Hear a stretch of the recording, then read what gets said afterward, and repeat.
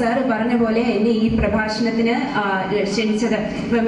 എന്റെ ഒരു പ്രഭാഷണം വിനായക ചതുർത്ഥി ആഘോഷവുമായി ബന്ധപ്പെട്ട് ഗണപതി അമ്പലത്തിലുണ്ടായിരുന്നു.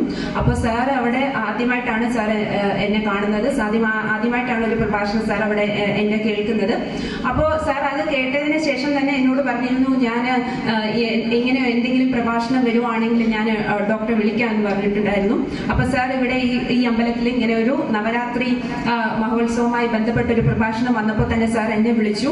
അപ്പം അദ്ദേഹത്തിന്റെ ആ ഒരു നല്ല മനസ്സാണ്, അതായത് അദ്ദേഹത്തിന് ഒരു ഈഗോ ഉണ്ടായിരുന്നെങ്കിൽ ഇത്ര എന്നെക്കാട്ടി വളരെ ഏജ് ഉള്ള ഒരു വ്യക്തി, അതും മഹാനായ പ്രഭാഷകൻ, അദ്ദേഹത്തിന് തന്നെ ഒരുപാട് പ്രഭാഷണങ്ങൾ അദ്ദേഹം ചെയ്യുന്ന വ്യക്തിയാണ്. സാമൂഹികപരമായും ഒക്കെ നല്ല പ്രവർത്തനങ്ങൾ ചെയ്യുന്ന, കൊട്ടാരക്കരയിൽ എല്ലാവർക്കും അദ്ദേഹത്തെ അറിയാം, ശ്രീ സതീഷ് ചന്ദ്രൻ സാറ്.